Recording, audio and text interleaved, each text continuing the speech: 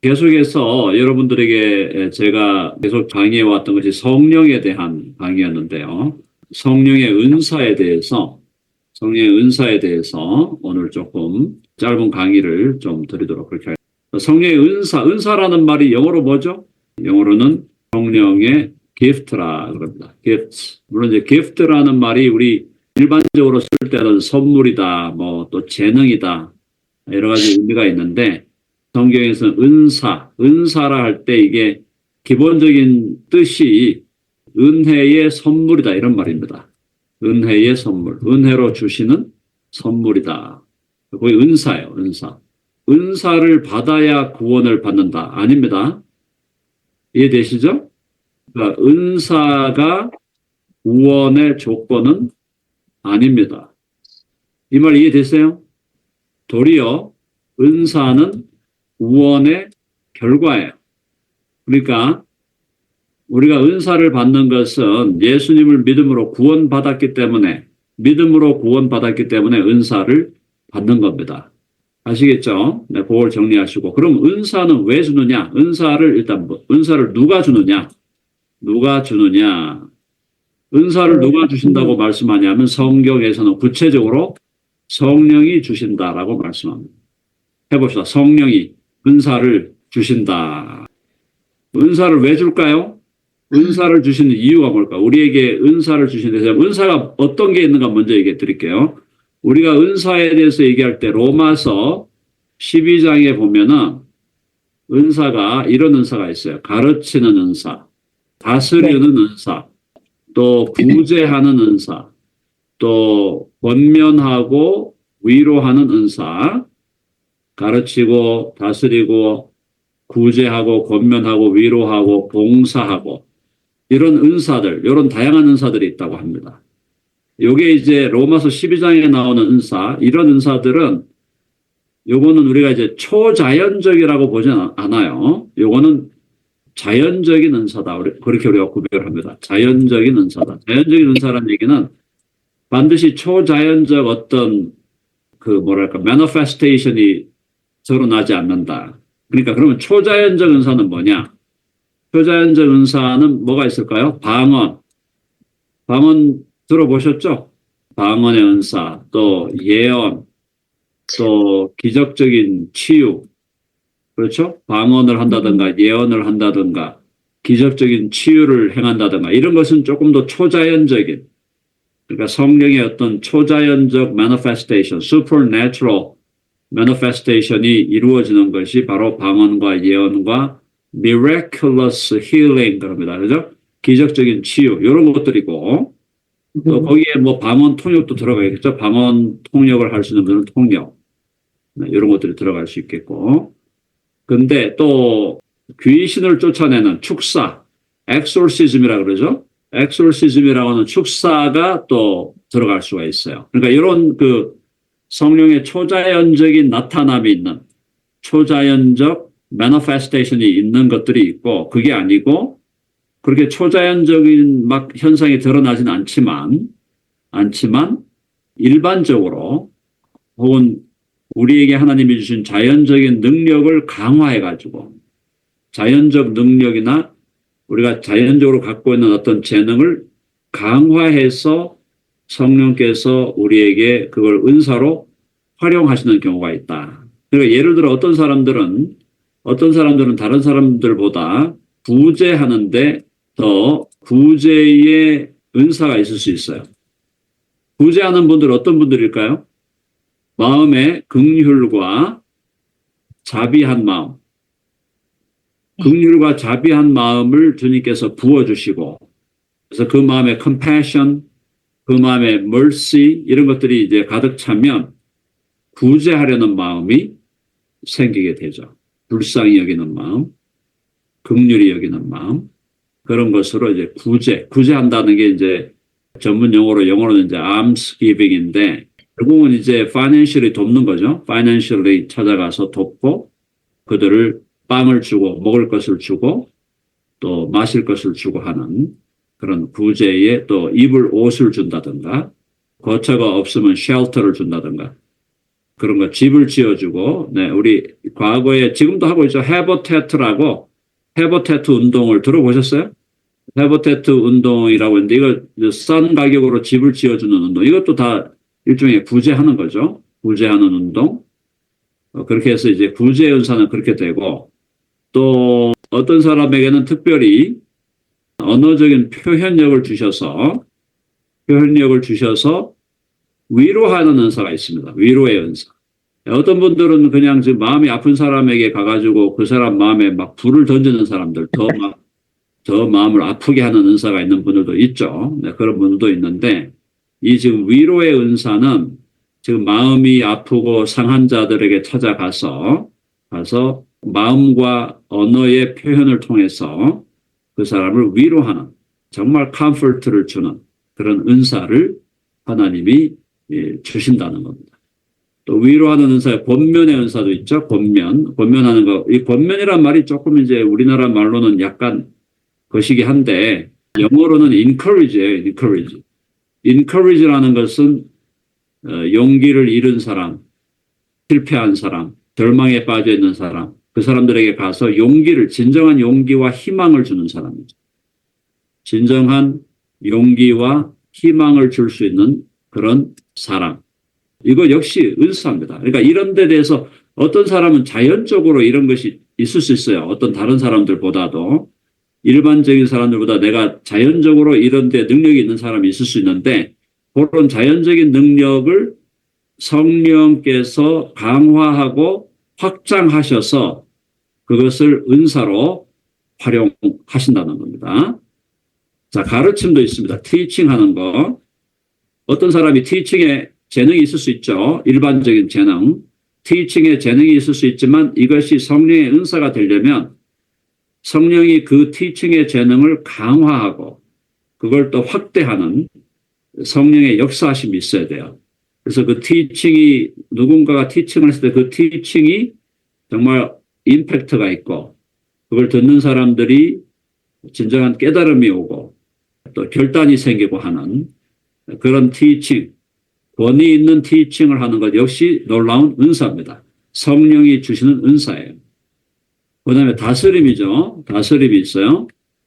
다스림을 이제 이걸 뭐 가버넌스라고 할 수도 있고 아니면 administration이라고 할 수 있습니다. 그래서 ruling 하는 건 이제 authority, 위에서 권위자로 전체를 다스리고 인도하는 지도자, 권위 있는 지도자로서의 이제 역할인데, 은사인데, 이 은사가 다른 방향으로 가면은 행정 능력, administration으로도 갈 수가 있어요.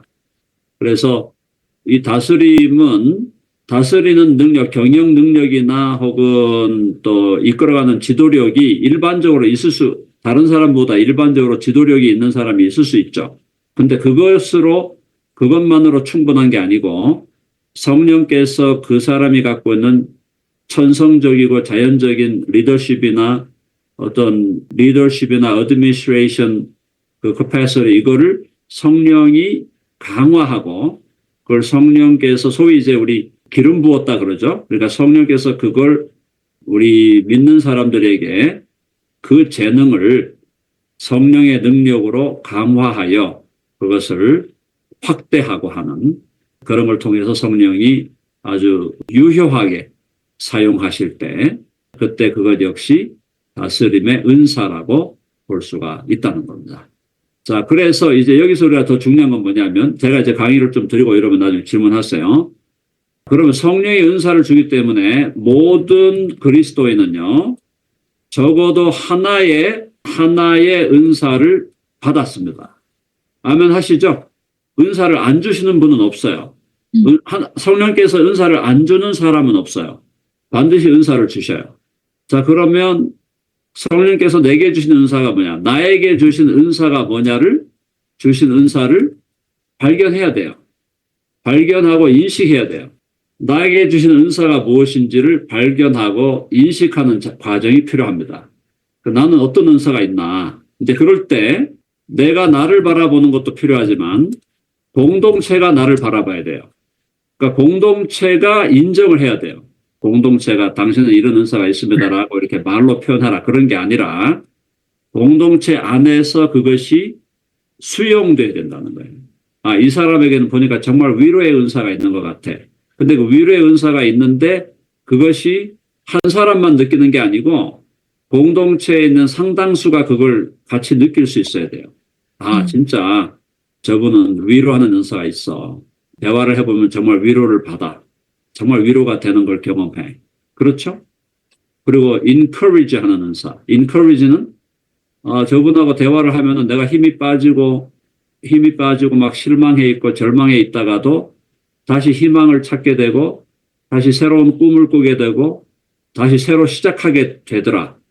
encourage의 은사를 나 스스로도 하나님께서 그것을 나에게 주신 것 같다라고 하는 어느 정도의 확신이 필요한데 그것이 공동체 안에서 확인돼야 된다는 거예요. 너무너무 중요하죠.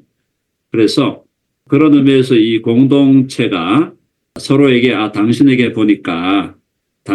보니까 이런 은사가 있는 것 같아요. 이렇게 한 번씩 이야기해주고 확인해주는 그런 작업은 대단히 필요하다.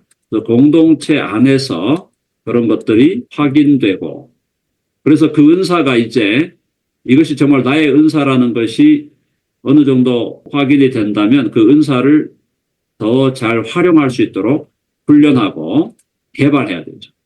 자, 그러면 이런 은사를 활용하고 개발하는 목적이 뭘까요? 은사의 목적, 성령께서 은사를 주시는 목적은 가장 핵심은요, 공동체를 세우는 겁니다. 교회 공동체를 세우는 거예요. upbuilding 하는 거예요. building up. 교회를 build up 하는 거예요. 그러니까 은사는 내가 이런 은사가 있다는 것을 개인적으로 자랑하라고 준 게 아닙니다. 그죠? 그리고 그냥 그걸 개인적으로 그냥 인조하라고 주신 게 아니에요. 본질상 가장 근본 목적은 내게 그런 은사를 주셨을 때 그 은사를 통해서 교회를 빌드업 해라. 공동체를 세워라. 그게 가장 중요한 목적입니다. 그거를 잊어버리면 어떤 일이 벌어지느냐? 어떤 일이 벌어질까요? 은사를 빙자해서 자기 영광을 추구하게 되죠. 잘못하면요. 자, 그래서 그게 아니고 은사는 교회 공동체를 세우고 이제 그다음 두 번째 목표로 간다면 이제 개인의 유익이겠죠. 개인의 유익, 내 개인의 믿음이 자라는 데 있어서도 유익을 줄 수가 있어요. 성령께서 은사를 주시고 그 은사를 우리가 잘 활용할 때 일단 우선적으로는 공동체를 세우고 두 번째는 나의 믿음도 더 견고해지는 그런 유익을 얻게 된다는 것입니다. 마지막 하나 방언의 은사입니다. 방언. 자, 이 방언의 은사에 대해서 오늘날 많은 분들이 오해를 하고 있는데요.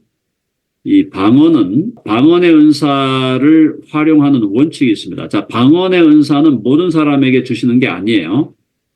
방언의 은사는 하나님 성령께서 일부에게만 줍니다.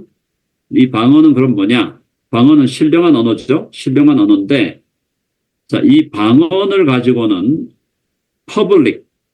in public 그러니까 공중에서 공적인 자리에서 방언으로 말하면 안 돼요.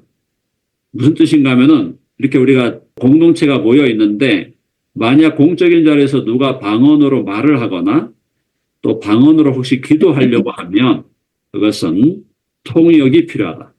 통역할 수 있는 자가 없으면 공적인 자리에서는 방언을 하지 않는 것이 원칙입니다. 그래서 내가 스스로 통역할 수 없거나 또 내가 한 방언을 다른 사람이 통역해 줄 수 있는 사람이 없다면 그 방언의 은사는 그냥 in private, 개인적으로만 사용해야 돼요. 독방에 앉아서 개인적으로 주님께 기도할 때만 사용해라. 공적인 자리에서 publicly 방언을 활용하거나 심지어 예를 들어서 우리가 이제 새벽 기도할 때도 우리 교회가 모여 있잖아요. 모여 있을 때 새벽 기도할 때 한 6명이, 7, 8명이 모였는데 만약에 방언을 하고 싶다 그러면 다른 사람에게 안 들리도록 개인적으로 하시면 됩니다. 근데 다른 사람에게 막 그 방언하는 소리가 막 들리게 크게 하거나 그렇게 하면서도 그것에 대한 통역이 없고 한 상태에서 내가 지금 다른 사람이 다 들릴 정도로 방언으로 막 기도한다. 그것은 성경적이지 않습니다. 그래서 우리 교회는 그걸 금합니다. 사실 원칙적으로는요. 그러니까 당신이 방언을 할 수 있다. 그렇다면은 통역을 구해라. 통역이 안 되면 개인적인 개인 골방, 개인 독방에서만 사용해라. 새벽기도에 와가지고도 방언기도 하고 싶습니다. 그러면 안 들리게 해라. 그게 우리의 원칙입니다. 우리 교회가 가는 원칙이에요. 그래서 이미 뭐 여기 계신 분들은 그걸 다 알고 계시니까 방언에 대해서는 그렇게 우리가 교회에서의 건강한 원칙을 세워 나가야 되겠다. 그런 거고요. 그다음 오늘날에 있는 예언의 은사는 미래 아닙니다. 미래 예측 아니에요. 오늘날 우리에게는 예언의 은사는 미래 예측을 하는 게 아니고 오늘날의 예언의 은사는 rebuke 하는 거, rebuke. 그죠? 책망. 그 다음에 권면, encourage 하는 거. rebuke 하거나 encourage 하거나 위로하는 겁니다. 이게 예언의 은사의 용도예요. 그래서 어떤 분에게 성령께서 특별한 은혜를 주셔서 그분이 예언의 은사를 가질 수 있습니다. 받을 수 있어요. 근데 그 예언의 은사는 미래를 예측하는 게 아니에요. 많은 분들 자꾸 미래를 예측하는 걸로 생각하는데 나중에 이제 제가 성경을 또 확인해 드리겠지만 오늘날 신약교회에 남아있는 예언의 은사는 prophetic이라는 말이 두 가지 의미가 있잖아요. prophetic이란 말이 미래를 predicting 하는 거, 미래에 대해서 예고하는 면이 있고 자, 이걸 이제 영어로서 foretelling이 있어요. foretelling은 미래를 얘기하는 거죠.